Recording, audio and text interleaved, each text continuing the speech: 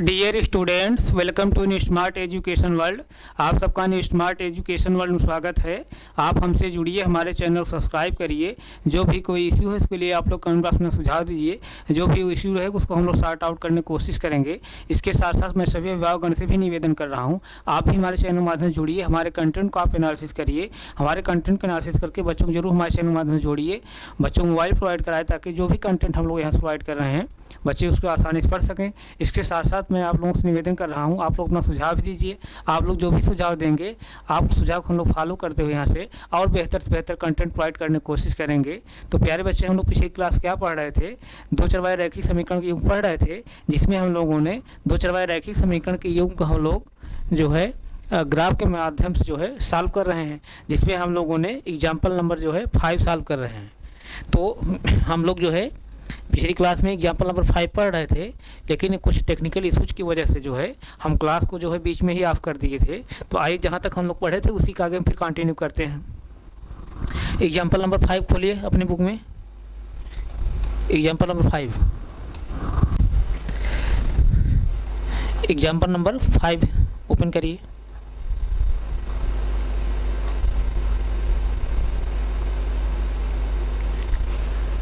जैसे देखिए, यही क्या है? रैखिक समीकरण युग्म का ग्राफी बीच से हल, यही है। अब इसी में जो है हम एग्जाम्पल नंबर 5 पढ़ रहे हैं, और जो भी कंटेंट पढ़ रहे हैं हम लोग एनसीईआरटी से पढ़ रहे हैं, एनसीईआरटी बुक से। अगर आपके पास एनसीईआरटी बुक नहीं है, जो भी बुक है आप ओपन करके वहाँ से पढ़िए। तो जैसे देखिए यहाँ से एग्जाम्पल नंबर 5 देखिए।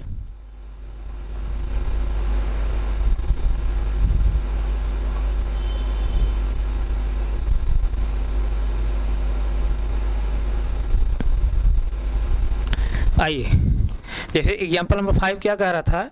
ग्राफ द्वारा ज्ञात कीजिए कि निम्न समीकरण युग्म का हल नहीं है, अद्वितीय हल है अथवा अपरिमित रूप से अनेक हल है। और इक्वेशन क्या दिया था? 5x - 8y + 1 = 0। और दूसरा इक्वेशन क्या दिया है? 3x - 24/5y प्लस जो है 3/5 = 0। इस तरह दो इक्वेशन दिया है। इन्हीं दोनों इक्वेशन को हमको बताना है। किसके माध्यम से बताना है? ग्राफ के माध्यम से बताना है। ग्राफ के माध्यम से हमको बताना है कि ग्राफ के माध्यम से बताना है कि इन दोनों समीकरणों की कोई हल नहीं होगा, कि अद्वितीय हल होगा, कि अनेक हल होगा या अनंत हल होगा, अपरिमित रूप से अनेक हल होगा, इनफाइनाइट सोल्यूशन होगा, वही हमको बताना है। तो यही इक्वेशन नंबर पहला मैं लिखा, इक्वेशन नंबर दूसरा मैं लिखा हूँ। तो अब इन दोनों इक्वेशन के माध्यम से हमको ग्राफ बनाना है। ग्राफ के माध्यम से हम बताएंगे। तो दोनों इक्वेशन के लिए हम लोग जो है कम से कम दो सोल्यूशन निकालेंगे। तो उसी तरह से हम लोगों ने दो सोल्यूशन, इक्वेशन नंबर 1 निकाल रहे हैं, इक्वेशन नंबर 2 का भी निकाल रहे हैं। तो पिछली क्लास में हम लोगों ने इक्वेशन नंबर 1 के लिए जो है, इक्वेशन नंबर 1 के लिए हम लोगों ने 2 सोल्यूशन प्राप्त कर लिया है। उसी तरह इक्वेशन नंबर 2 के लिए भी हम लोगों ने एक सोल्यूशन प्राप्त कर लिया। अभी सोल्यूशन नहीं प्राप्त किए हैं। अभी इक्वेशन नंबर 2 के लिए हम लोग कोऑर्डिनेट निकाल रहे हैं। पहला कोऑर्डिनेट हम लोग निकाले हैं, इसी तरह दूसरा भी कोऑर्डिनेट हम लोग निकालेंगे। तो दूसरा कोऑर्डिनेट निकालने के लिए हम लोग क्या कर रहे थे? यानी पहला जो कोऑर्डिनेट मिला है x = 0 लेने पर लिया है। x = 0 लेने पर y वैल्यू हमको क्या प्राप्त हुई है? 1/8 प्राप्त हुई है। उसी तरह से अब हम y = 0 लेंगे, देखते हैं तब x = क्या प्राप्त होता है। तो यहाँ पर जगह नहीं है, यहाँ हम लिखेंगे तो आप हो सकता नहीं दिखाई देगा। तो हम यहाँ से जो है जैसे देखिए, अच्छा नीचे मैं लिख रहा हूँ y = मैं 0 ले रहा हूँ ना, y = हम 0 ले रहे हैं, y = 0 ले रहे हैं। तो इक्वेशन नंबर 2 में रखिए, जो है y पोजीशन पर 0 रखिए। तो क्या है इक्वेशन नंबर 2? 3x और -24/5 है। ये 5 है, ध्यान दीजिएगा, नहीं दिख रहा है क्या? 5 है, ये क्या है? 5 है। 5y और क्या है? प्लस 3/5 है। 3/5 इक्वल टू क्या है? इक्वल टू 0 है। और y पोजीशन 0 रख दीजिए यहाँ पर। यानी 3x - 24 पूरे का 5 y पोजीशन 0 रखेंगे, यानी इंटू 0 + 3/3 3/5 इक्वल टू क्या है, 0 है। यहाँ तक किसी बच्चे को कोई डाउट है? नहीं डाउट है। अब जैसे देखिए, अब यहाँ देखिए, ध्यान दीजिए, अब 24 माइनस 24/5 में जब 0 को मल्टीप्लाई करेंगे क्या आ जाएगा, 0 आ जाएगा। यानी मैं यहाँ लिख दे रहा हूँ, अब क्या आ जाएगा, 3x माइनस क्या हो जाएगा, 0 प्लस 3/5 इक्वल टू क्या हो जाएगा, 0। इस तरह से अब जैसे देखिए 3x में जब 0 सब्ट्रैक्ट करेंगे तो क्या आएगा, 3x ही आएगा, 3x ही आएगा। 3x प्लस जो है 3/5 इक्वल टू क्या है, 0 है। इस तरह से अब हमको x वैल्यू निकालना है। जब x वैल्यू हम लोग निकालेंगे तब क्या करेंगे, वेरिएबल एक तरफ कर लेंगे, कांस्टेंट एक तरफ कर लेंगे। यानी 3x हम यहीं रहने देंगे, 3x यहीं रहने देंगे, इसको ट्रांसपोज करेंगे, यानी पक्षांतर करेंगे। इधर प्लस 3 इधर क्या है, प्लस 3/5 है, इधर क्या हो जाएगा, माइनस 3/5 हो जाएगा। यहाँ तक किसी बच्चे कोई डाउट हो बताइए? नहीं डाउट है ना। अब जैसे देखिए, ध्यान दीजिए, चाहे यहीं से आप काट सकते हैं। जैसे 3 देखिए यहाँ पर भी है, 3 यहाँ पर भी है, दोनों साइड 3 है, 3 कैंसिल हो जाएगा। तो यहाँ क्या बचेगा, ऊपर 1 बचेगा। यानी x इक्वल टू क्या प्राप्त होगा हमको, -1/5, -1/5। यानी y इक्वल टू 0 लेने पर x वैल्यू क्या निकल आ रही है, यानी y इक्वल टू 0 लेने पर तब x की वैल्यू क्या निकल आ रही है, x इक्वल टू क्या निकल आ रहा है, -1/5 माइनस है यहाँ पर -1/5। इसका मतलब जो कोऑर्डिनेट हमको प्राप्त होगा, कौन सा कोऑर्डिनेट प्राप्त होगा, -1/5 और क्या, 0। इस तरह 2 कोऑर्डिनेट प्राप्त हो गया। इक्वेशन नंबर 2 के लिए भी 2 कोऑर्डिनेट हमको प्राप्त हो गया। अब इन्हीं दोनों कोऑर्डिनेट को जो है हम इक्वेशन नंबर 2 में पुट करेंगे। अगर इक्वेशन नंबर 2 जो है दोनों कोऑर्डिनेट के सेटिस्फाई हो जाएगा तब ये दोनों कोऑर्डिनेट क्या होंगे, इक्वेशन नंबर 2 के होंगे, सोल्यूशन होंगे। इस तरह से इक्वेशन नंबर 2 के भी हमको 2 सोल्यूशन प्राप्त हो जाएंगे। जब इक्वेशन नंबर 2 के भी 2 सोल्यूशन प्राप्त हो जाएंगे तो हम इस तरह से इक्वेशन नंबर 2 का भी हम ग्राफ बना लेंगे। यहाँ तक किसी बच्चे कोई डाउट? नहीं डाउट है ना। इसको आप नोट किए हैं? नहीं नोट किए तो स्क्रीनशॉट लीजिए तुरंत। नहीं नोट कर पा रहे हैं, स्क्रीनशॉट ले लीजिए, क्योंकि हमारे पास जगह नहीं है। जैसे देखिए, मैं तब तक नीचे जो है वैल्यू पुट कर रहा हूँ। पहला कोऑर्डिनेट जैसे इक्वेशन नंबर 1 क्या है, सॉरी इक्वेशन नंबर 2 क्या है, इक्वेशन नंबर 2 क्या है, यही है ना, 3x है, 3x और माइनस 24/5 y और प्लस क्या है, 3/5 इक्वल टू क्या है, 0 है। यही मैं वैल्यू पुट कर रहा हूँ। अब पहला कोऑर्डिनेट में पुट कर रहा हूँ, x equal to 0, y equal to, ये पहला कोऑर्डिनेट क्या है, x इक्वल टू 0 है, y इक्वल टू क्या है, 1/8 है। रखिए यहाँ पर x पोजीशन क्या रखेंगे, 0, यानी 3 × 0 माइनस 24/5, y पोजीशन क्या रखेंगे, 1/8। ध्यान दीजिएगा, यहाँ पर 1/8 है, 1/8 रखिए, y पोजीशन पर 1/8 प्लस क्या, 3/5 इक्वल टू क्या, 0। अब 3 × जब 0 करेंगे तो क्या हो जाएगा, 0 होगा, ये 0 हो जाएगा। तो यहाँ से जैसे देखिए, अब ध्यान दीजिए, इसको मैं यहाँ से 8, जैसे 8 नीचे है। अब यहाँ एक लाइन में आप लोगों को समझाना मैं चाह रहा हूँ। जैसे देखिए, एक क्या है, पहला भिन्न है, ये -24/5 है पहली भिन्न, दूसरी भिन्न क्या है, और 1/8 है। तो जब भिन्न का गुणा हम लोग करते हैं तो अंश का अंश गुणा करते हैं, हर का हर गुणा करते हैं, अंश का अंश गुणा करते हैं, हर का हर गुणा करेंगे। यानी ऊपर को ऊपर गुणा करेंगे, नीचे नीचे करेंगे। तो जब नीचे करेंगे तो नीचे क्या प्राप्त होगा, 5 × 8, यानी 5 × 8 प्राप्त होगा ना। तो ऊपर क्या प्राप्त होगा, 24 -24 × 1 प्राप्त होगा। तो जब नीचे 8 है, ऊपर क्या है, 24 है, तो 8 से हम 24 डिवाइड कर सकते हैं, नहीं। जब 8 से डिवाइड कर देंगे 24 को तो कितना आएगा, 3 आ जाएगा। तो इस तरह से 8 से इसको काट देंगे तो कितना आ जाएगा, तब -3/5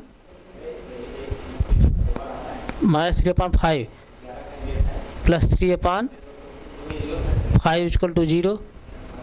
अब जैसे देखिए, 0 में से जब -3/5 घटाएंगे तो वही -3/5 ही आएगा।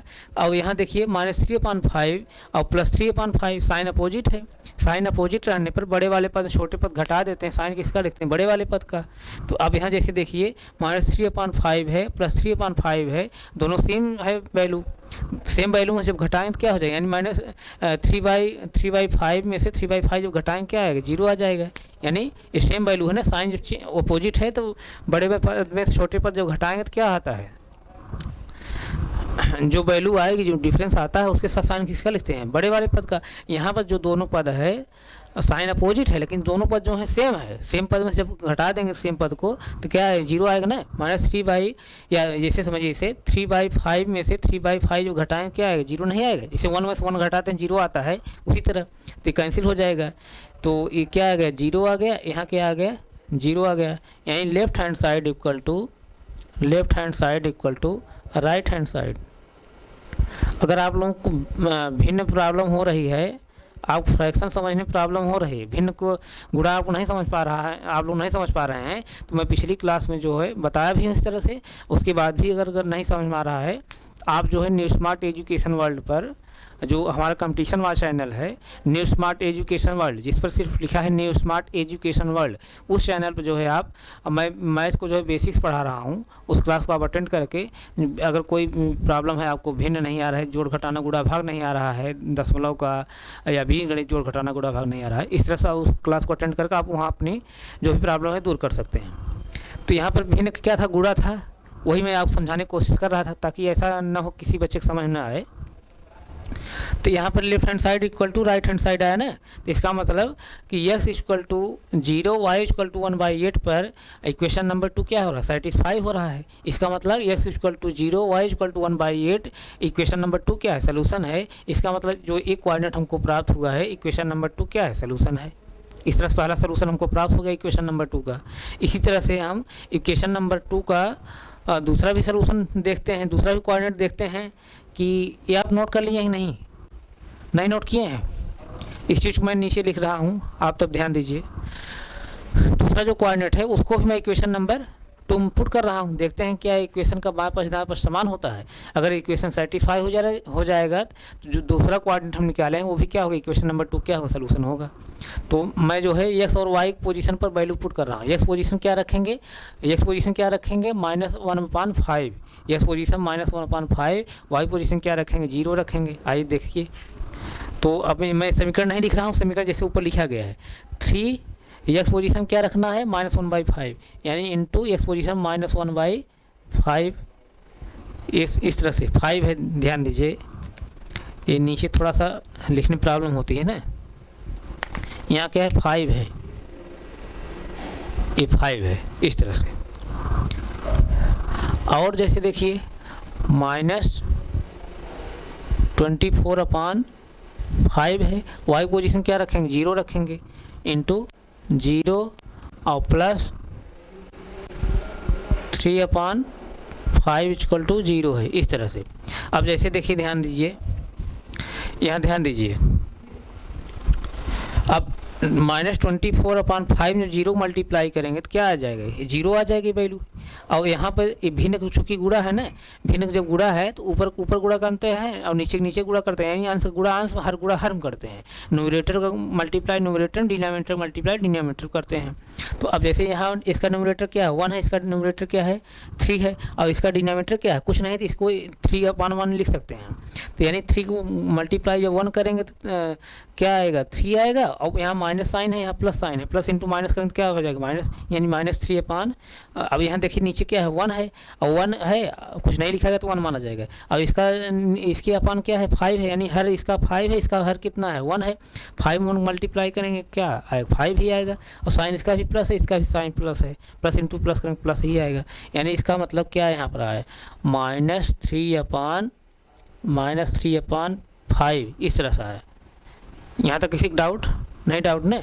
अब ये वैल्यू क्या हो जाएगी, 0 हो जाएगी, -24/5 इंटू 0 जब करेंगे तो क्या हो जाएगी, ये वैल्यू 0 हो जाएगी, और प्लस क्या हो जाएगा 3/5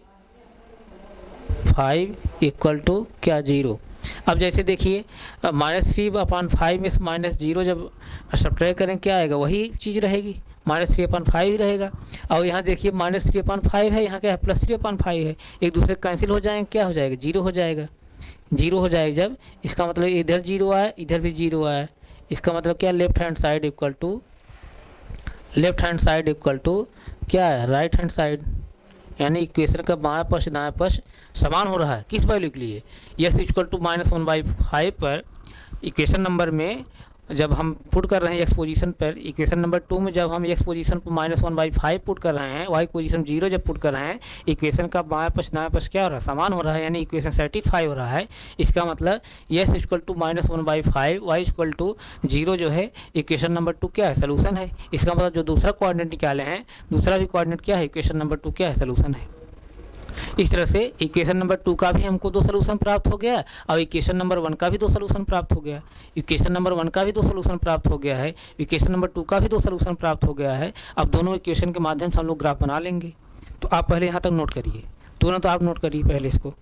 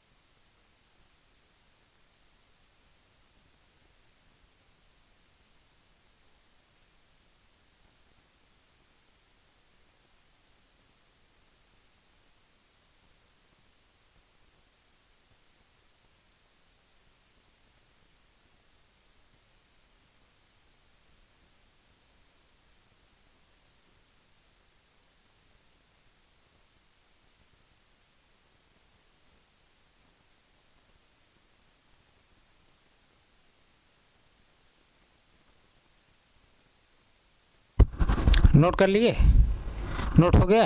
तो आइए अब हम लोग ग्राफ बनाएंगे। अब जैसे देखिए, हम लोगों को ग्राफ के माध्यम से इक्वेशन नंबर 1 इक्वेशन नंबर 2 का सलूशन बताना है कि इनका एक सलूशन निकलेगा कि कई सलूशन निकलेगा कि कोई सलूशन नहीं निकलेगा। जब अब इन दोनों रेखाओं के माध्यम से जब हमको ग्राफ बना, चूँकि ग्राफ के माध्यम से बताना है, तो अब इन दोनों रेखाओं के माध्यम से इन दोनों समीकरणों के माध्यम से, दोनों रेखाओं के माध्यम से हमको ग्राफ बनाना है। अब वहाँ उन्हीं दोनों रेखाओं के माध्यम से हमको पता चलेगा कि इन दोनों समीकरणों का कि अद्वितीय हल प्राप्त हो रहा है कि कोई हल नहीं प्राप्त हो रहा है कि अनंत हल प्राप्त हो रहा है, कई हल प्राप्त हो रहे हैं। जब इन दोनों समीकरणों के माध्यम से जब दोनों रेखाएं जो है एक दूसरे के इंटरसेक्ट करेंगी, तब जो है इन दोनों समीकरणों के एक अद्वितीय हल प्राप्त होगा। और जब इन दोनों समीकरण के माध्यम जो दोनों रेखाएं हमको प्राप्त होंगी ग्राफ में, जब दोनों रेखाएं एक दूसरे के कॉन्सिडेंट कर जाएंगी, एक दूसरे कॉन्सिडेंट कर जाएंगे, यानी कि एक दूसरे संपाती जब होंगी, उस कंडीशन में इन दोनों रेखाओं क्या होंगे, कई सलूशन, इन दोनों समीकरणों के कई सलूशन प्राप्त होंगे, इनफाइनाइट सलूशन प्राप्त होंगे, अनंत सलूशन प्राप्त होंगे, अनंत हल प्राप्त होंगे। इसी तरह से अगर इन दोनों रेखाओं के माध्यम से इसी तरह से इन दोनों समीकरणों के माध्यम से जो दोनों रेखाएं हमको ग्राफ में प्राप्त होंगी, वो दोनों रेखाएं अगर दूसरे पैरेलल रहेंगी, समांतर रहेंगी, तो उस कंडीशन में इन दोनों समीकरणों का जो है कोई सलूशन नहीं प्राप्त होगा। इस तरह से हम पिछली क्लास में बताए हैं क्यों ऐसा होता है। जब दोनों रेखाएं दूसरे के इंटरसेक्ट करेंगी तो वहाँ जो है कोई कोऑर्डिनेट प्राप्त होगा हमको।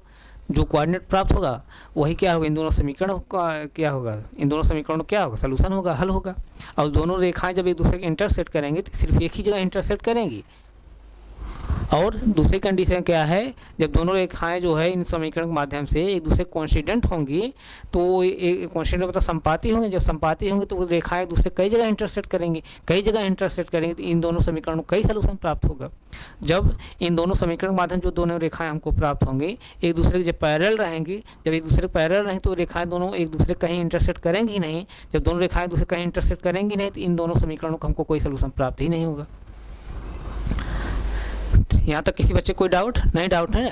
तो कहने का एसेंस यहाँ पे ये है, यहाँ ग्राफ के ही माध्यम से हमको बताना है कि यानी ज्योमेट्रिक मेथड से ही बताना है, ग्राफ के माध्यम से ही बताना है इन दोनों समीकरणों का एक हल है या अद्वितीय हल है कि अनेक हल है या कोई हल नहीं है। जब हम देखेंगे ग्राफ बनाएंगे, दोनों रेखाएं अगर एक दूसरे के इंटरसेक्ट करेंगी तब उस कंडीशन दोनों समीकरणों की एक अद्वितीय हल प्राप्त होगा। जब दोनों रेखाएं दूसरे कोइंसिडेंट होंगी तो उस कंडीशन में इन दोनों समीकरणों का जो है कई हल होंगे, अनंत हल होंगे। और जब इन दोनों समीकरणों के माध्यम जो दोनों रेखाएं हमको प्राप्त हो रही हैं, इन दोनों समीकरणों के माध्यम जो दोनों रेखाएं हमको ग्राफ में प्राप्त हो रही हैं, अगर एक दूसरे के पैरेलल रहेंगी तब उस कंडीशन में इन दोनों समीकरणों का कोई हल नहीं प्राप्त होगा। आइए हम लोग अब ग्राफ बनाते हैं। ग्राफ के माध्यम से कंक्लूजन निकलेगा कि इन दोनों समीकरणों का एक अद्वितीय हल प्राप्त होता है कि अनंत हल प्राप्त होता है या कोई हल नहीं प्राप्त होता है। तो आप इसको नोट कर लिए हैं ना। अब हम ग्राफ बनाएंगे। आप नोट कर लीजिए कि नहीं? नहीं नोट किए 10 सेकंड है समय, नोट करिए, तुरंत नोट करिए। नोट हो गया? तो हम अब इसको जो है मिटा रहे हैं।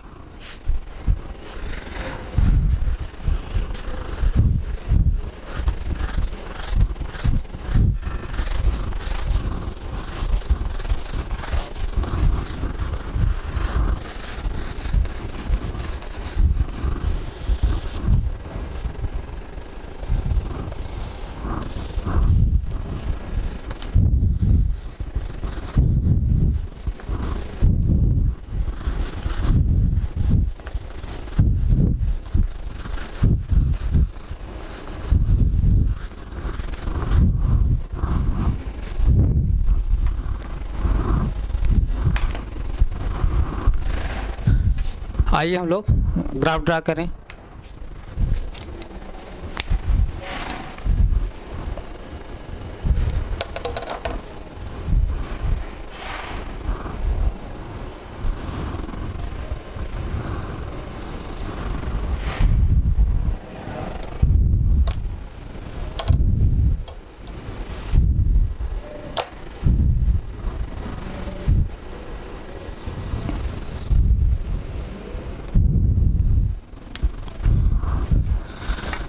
ध्यान दीजिए। अब पहले जो है हम लोग सबसे पहले हम पहले समीकरण के माध्यम से हम लोग ग्राफ बनाएंगे।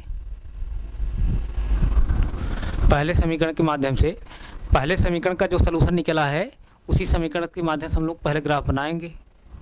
तो पहले समीकरण का जो सलूशन पहला क्या है? 0 और 1/8, यानी भुज कितनी है? 0 और कोण कितनी है? 1/8 है। 1/8 है। ध्यान दीजिए आप। तो 1/8 है। तो यहाँ जैसे देखिए आप,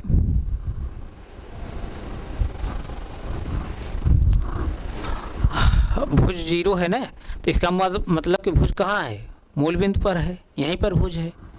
और इस कोऑर्डिनेट सपोज दैट मैं मान ले रहा हूँ A है। क्या है? A है। इस कोऑर्डिनेट मैं मान ले रहा हूँ क्या है? B है। तो यहाँ भुज कहाँ है? भुज कहाँ है? 0 पर है, यानी कि भुज 0 है, जिसका मतलब मूल बिंदु पर है भुज। यानी एक साथ चली गई जो दूरी है क्या है? 0 है, यानी इसका मतलब मूल बिंदु पर ही है अभी। y इक्वल टू क्या है? 1/8 है। 1/8। ध्यान दीजिए। अब जैसे हम जो दूरी ले रहे हैं, आप मिलीमीटर में, सेंटीमीटर में, इंच में, जो भी आप दूरी ले लीजिए करिए। जैसे +1 सेंटीमीटर, +2 सेंटीमीटर, +3 सेंटीमीटर, इस तरह से, +5 इस तरह से। जैसे मैं ले रहा हूँ +1 इंच, +2 इंच, +3 इंच, +4 इंच, इस तरह से आप ले लेंगे। तो अब यहाँ पर क्या हो रहा है कि जैसे देखिए इसको मैं जैसे 1/8 है ना, दूसरा कोऑर्डिनेट क्या है? 1/8 है। 1/8 है। जो भी दूरी मैं यहाँ ले रहा हूँ, सपोज दैट मैं इंच में ले रहा हूँ, तो अब 1/8 है, यानी 1 इंच जब ले रहा हूँ, 1 इंच कैसा भाग है? 1 इंच का 8वां भाग, यानी 8 भाग दिया जा रहा है ना। 1 इंच जितना होता है उसका 8वां भाग। बात समझ रहे नहीं? 8वां भाग नहीं समझ में आया? 1 इंच जितना है उसका 8वां भाग हमको लेना है। बात समझ में आई?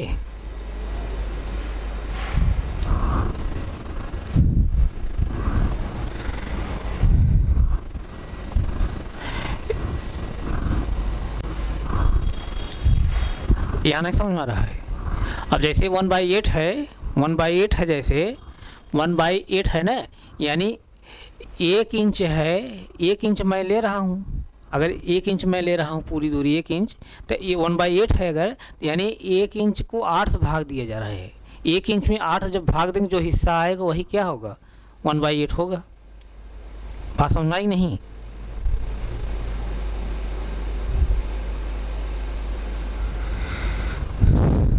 नहीं समझ में आए बात? तो जैसे देखिए, यानी 1 को 8 से भाग दे रहे हैं, 1 इंच को 8 से जब भाग देंगे तो कितना बचेगा? बहुत छोटी वैल्यू आएगी ना, तो वही हमको लेना है। जैसे देखिए, अब यहाँ 1 इंच हम ले रहे हैं, और चूँकि जो है भुज क्या है, धनात्मक है, भुज धनात्मक है, इसका मतलब कि एक्स से चली गई जो दूरी है मूल में दाहिनी तरफ है, तो 1 इंच हम पहले यहाँ ले रहे हैं।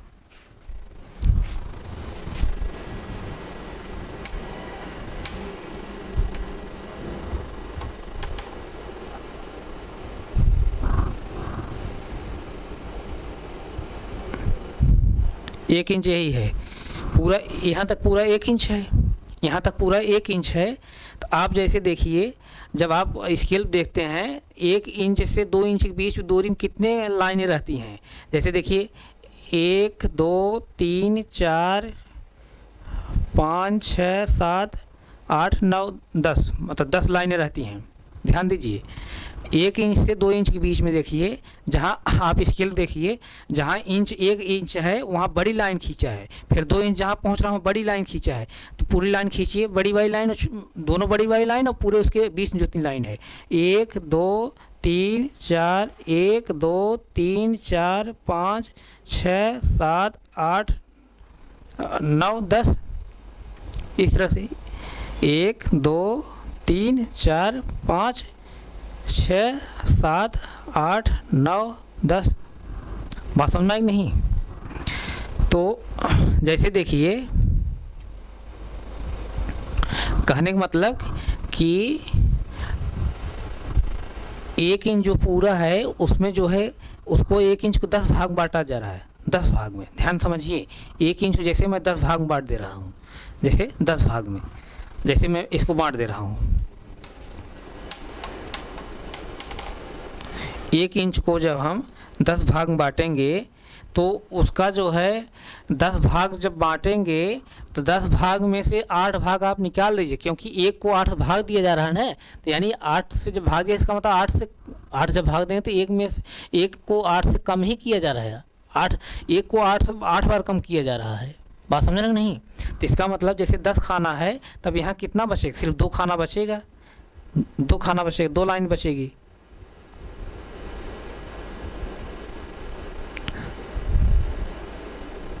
दो लाइन बचेगी यहीं तक, यानी 1/8 यहीं पर आएगा।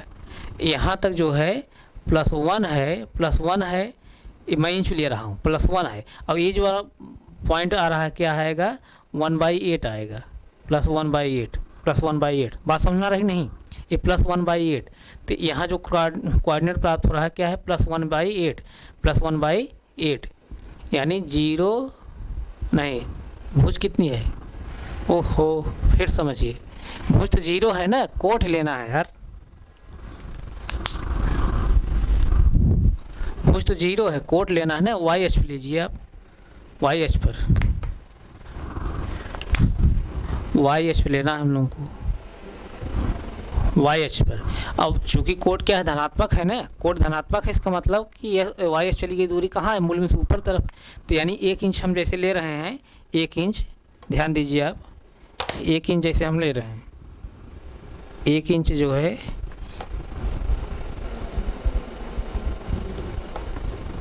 1 इंच यही है, 1 इंच हम ले रहे हैं। 1 इंच को जैसे 1 इंच में जब 10 भाग में जब बांटेंगे, 1 इंच को 10 भाग जब बांटेंगे तो 10 भाग में जब बांटेंगे, ध्यान दीजिए, 10 भाग, 1 को 10 भाग जैसे बांटेंगे तो 8 भाग जब निकाल देंगे तो वही 2 भाग बचेगा ना। तो चूँकि 1 को 8 भाग जो है भाग 8 बार बांट दिया गया है, 1 को 8 बार 1 इंच को 8 बार जो है बांट दिया गया है। नहीं समझ रहे हैं? 1 इंच को जैसे 10 खाने, 1 इंच 10 खाने हो रहे हैं ना, तो 8 खाना निकाल दिया गया है, 2 ही खाना बचेगा, नहीं बचेगा, वही दूरी उतनी होगी।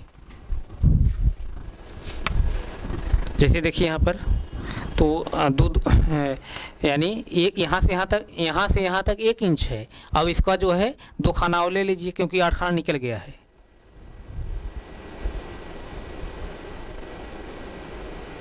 यहीं पर रहा है। यहाँ पे क्या आएगा +1/8। और ये वाली दूरी क्या है +1 है, और ये क्या है +1/8 है। यहाँ पर +1/8। यहाँ जो कोऑर्डिनेट हमको प्राप्त होगा, कौन सा कोऑर्डिनेट प्राप्त होगा, यहाँ पर ये जो कोऑर्डिनेट प्राप्त हो रहा है, ये कोऑर्डिनेट कौन कोऑर्डिनेट प्राप्त हो रहा है 0 और 1/8, यानी ए वाला, इस तरह से ध्यान दीजिए। उसी तरह दूसरा जो कोऑर्डिनेट है क्या है -1/5 और 0, -1/5 और 0, यानी 1 इंच मैं ले रहा हूँ। जैसे 1 इंच में जैसे 10 खाने हैं, 5 खाने जैसे 1 इंच निकाल दिया जाए, सपोज दैट, तो 5 खाना बचेगा नहीं बचेगा? 5 खाना बचेगा ना, 5 खाना बचेगा। तो वही चीज़ आप लीजिए यहाँ पर।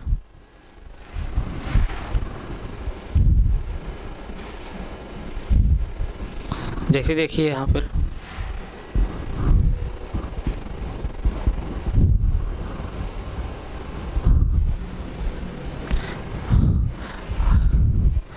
अगर ऐसे अगर नहीं आप समझ पा रहे हैं, अगर आप ऐसे नहीं समझ पा रहे हैं तो आप ऐसे समझिए ना, ध्यान दीजिए। आप सीधा समझिए, आप कंफ्यूज हो जाएंगे इस तरह से। जैसे इसको मैं भी डिलीट कर दे रहा हूँ, फिर से इसको समझिए।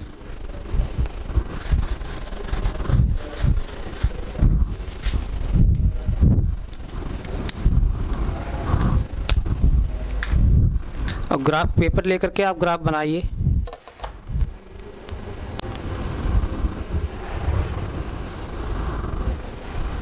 जैसे देखिए यहाँ पर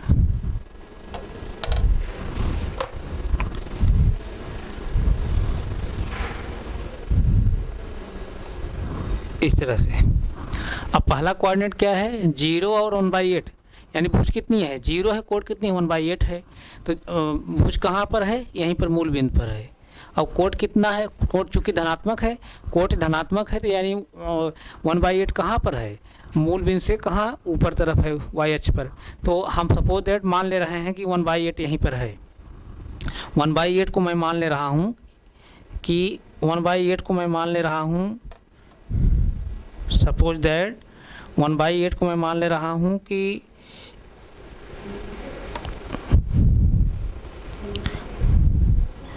को मैं मान ले रहा हूँ जैसे आधा इंच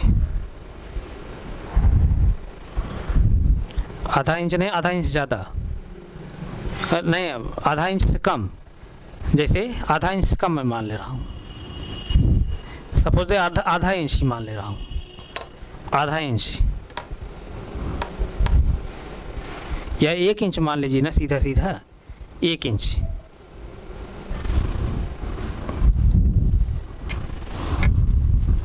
वन बाई 8 को मैं 1 इंच मान ले रहा हूँ, 1 इंच। 1/8 को 1 इंच मान ले रहा हूँ, यानी यहाँ कोऑर्डिनेट क्या मिल रहा है, जैसे 1/8 सॉरी 0 है 0 और 1/8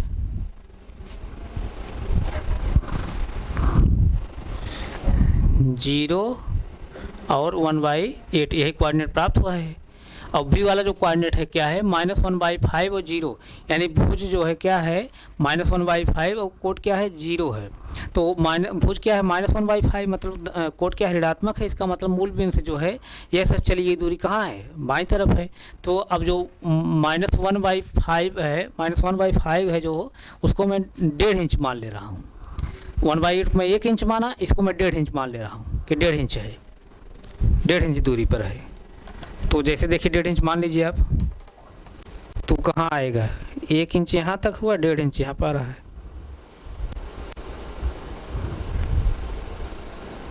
1.5 इंच यहाँ पर, यहाँ 1.5 इंच आ रहा है।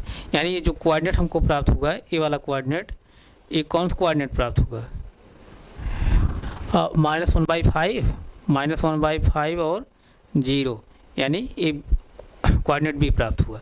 अब कोऑर्डिनेट ए कोऑर्डिनेट बी मिला करके हम पहले जो है रेखा ड्रा कर लेते हैं, ग्राफ ड्रा कर लेते हैं। आइए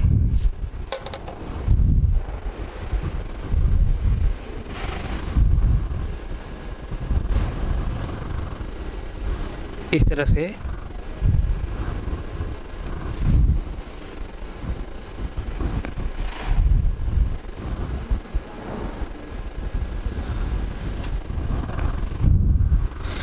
हम लोग ग्राफ ड्रा कर रहे हैं, यानी एक कौन समीकरण माध्यम से मिला? पहले समीकरण माध्यम से। समीकरण नंबर 1 क्या है? 5x है 5x है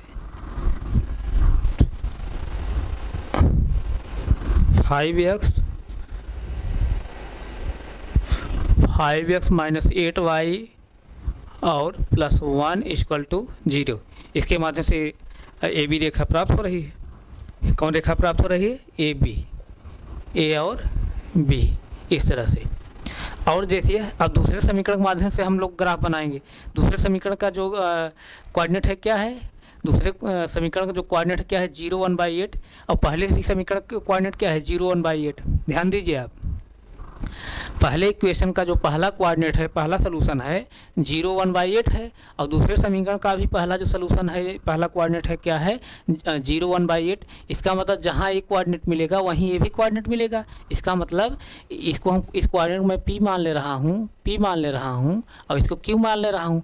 तो इसका मतलब जहाँ A मिला है वहीं पर कहाँ क्या मिलेगा? जहाँ पर A मिला है वहीं पर क्या मिलेगा? P भी मिलेगा। P यानी क्या? 0 है, हाँ 0। P क्या है? 0 और 1/2, 0 और 1/8। P क्या है? 0 और 1/8, यानी इसी पॉइंट मिलेगा, इसी पे भी कोऑर्डिनेट मिल रहा है। उसी तरह दूसरा जो कोऑर्डिनेट है क्या है? -1/5 और 0। अब यहाँ भी दूसरा इसका कोऑर्डिनेट क्या है? इक्वेशन नंबर 1 का -1/5 और 0। यानी कहने का सेंस क्या?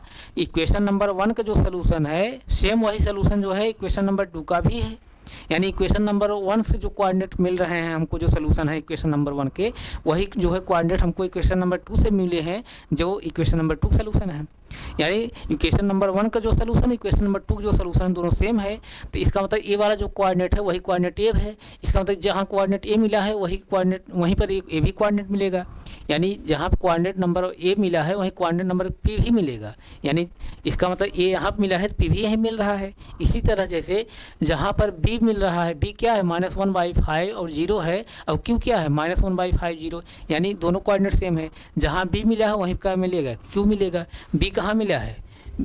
B कहाँ मिला है? यहाँ पर मिला है B यहाँ पर मिला है, तो Q कहाँ मिल जाएगा? Q यहाँ पर मिल जाएगा। Q मैं यहाँ लिख दे रहा हूँ, आप कंफ्यूज मत होइएगा। यहाँ पर Q मिल जा रहा है, यही यानी यहाँ पर Q क्या है? Q क्या है? -1/5 और क्या है? 0। ये Q मिल जा रहा है।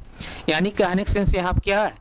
यहाँ कहने का सेंस यही कि दोनों रेखाओं को जो कोऑर्डिनेट मिल रहा है, या दोनों समीकरणों जो कोऑर्डिनेट मिल रहा है, एक ही जगह मिल रहा है, एक ही पॉइंट मिल रहा है। यानी इसका इक्वेशन नंबर 1 का जो पहला कोऑर्डिनेट है, पहले कोऑर्डिनेट जो इक्वेशन नंबर 1 का पहला कोऑर्डिनेट है वही इक्वेशन नंबर 2 का भी पहला कोऑर्डिनेट है। इसका मतलब इक्वेशन नंबर 1 जहाँ पहला कोऑर्डिनेट मिलेगा वहीं इक्वेशन नंबर 2 का भी पहला कोऑर्डिनेट मिलेगा। इस तरह से जैसे देखिए यहाँ पर हमको A प्राप्त हुआ था, A, तो यहीं पर P भी प्राप्त हो रहा है। इसी तरह से इक्वेशन नंबर 2 का जो B कोऑर्डिनेट है वही इक्वेशन नंबर 2 का जो है Q कोऑर्डिनेट है। यानी जहाँ B पर प्राप्त होगा वहीं Q प्राप्त होगा। B हमको यहाँ प्राप्त हो गया तो यहीं पे जो है Q भी प्राप्त हो रहा है। यानी दोनों रेखाओं का जो है, दोनों समीकरणों जो कोऑर्डिनेट है, दोनों रेखाओं जो कोऑर्डिनेट है एक ही जगह मिल रहे हैं। इसका मतलब दोनों जो है ग्राफ एक ही रेखा बनेगा। यानी इसी रेखा जो है, इसी रेखा जो है PQ भी रेखा भी, इसी रेखा PQ रेखा भी चल रही है। ध्यान दीजिए, इसी रेखा पर PQ रेखा भी चल रही है।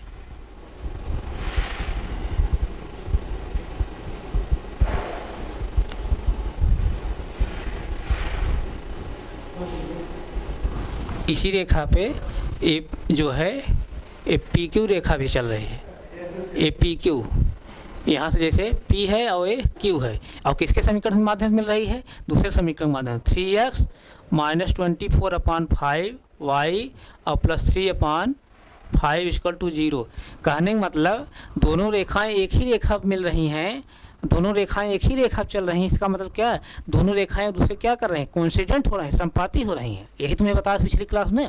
यहाँ पर दोनों रेखाएं दोनों क्या है? एक दूसरे क्या कोइंसिडेंट हैं, संपाती हैं। यानी दोनों समीकरण के माध्यम से जो हम लोग ग्राफ बना रहे हैं, दोनों रेखाएं एक ही रेखा पे मिल रही हैं, एक ही रेखा पे चल रही हैं। दोनों रेखाएं जो है एक ही रेखा चल रही हैं। इसका मतलब दोनों रेखाएं एक दूसरे कोइंसिडेंट हैं, दोनों लाइनें एक दूसरे कोइंसिडेंट हैं, यानी दोनों रेखाएं एक दूसरे के संपाती हैं। जब दोनों रेखाएं एक दूसरे संपाती रहती हैं तो ये दोनों रेखाएं एक दूसरे कई जगह इंटरसेक्ट करेंगी। जब कई जगह दोनों रेखाएं इंटरसेक्ट करेंगी तो हमको कई जगह इनके कोऑर्डिनेट प्राप्त होंगे, और जो कई जगह हमको कोऑर्डिनेट प्राप्त होंगे और सभी कोऑर्डिनेट जो होंगे इक्वेशन 1 को भी सेटिस्फाई करेंगे, इक्वेशन 2 को भी सेटिस्फाई करेंगे। इस कंडीशन में इक्वेशन नंबर 1 इक्वेशन नंबर 2 के जो है इस कंडीशन कई सलूशन प्राप्त होंगे, कई सलूशन या अनंत सलूशन या इनफाइनाइट सलूशन प्राप्त होंगे, अनेक या इनफाइनाइट या अनंत सलूशन प्राप्त होंगे।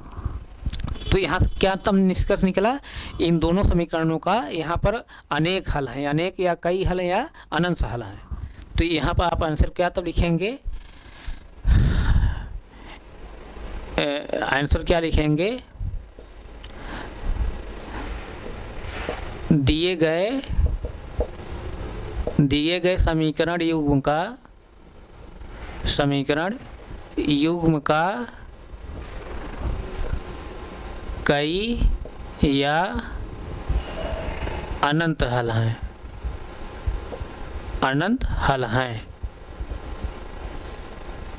यानी x और y तमाम ऐसी वैल्यू निकलेंगी जहाँ जहाँ ये लाइनें इंटरसेक्ट करेंगी, x और y तमाम वैल्यू निकलेंगे, तमाम कोऑर्डिनेट प्राप्त होंगे जो इक्वेशन नंबर 1 को सेटिस्फाई करेंगे, इक्वेशन नंबर 2 को भी सेटिस्फाई करेंगे। इसका मतलब दोनों समीकरणों जो है यहाँ पर अनेक या अनंत हल प्राप्त होते हैं। तो यही हम लोग को ग्राफ के माध्यम से बताना था।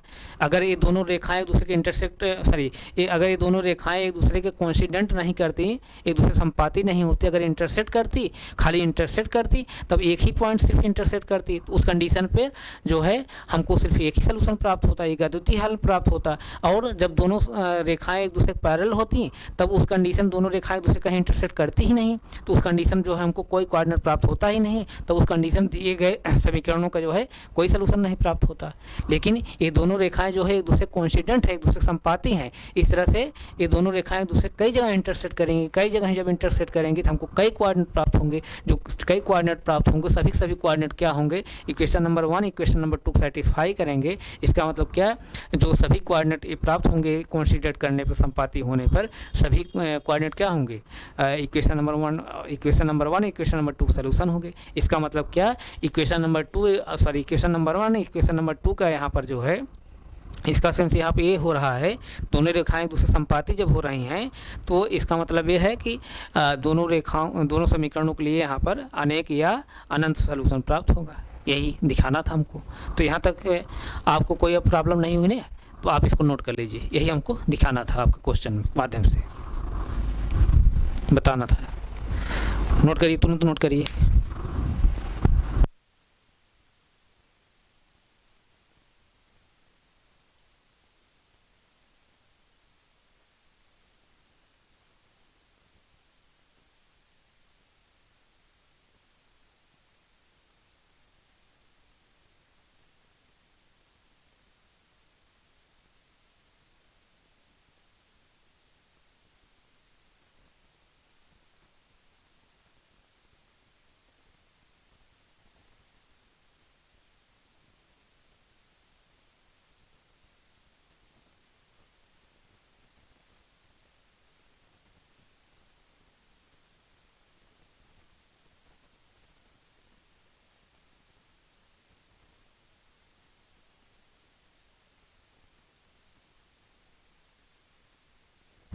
नोट हो गया?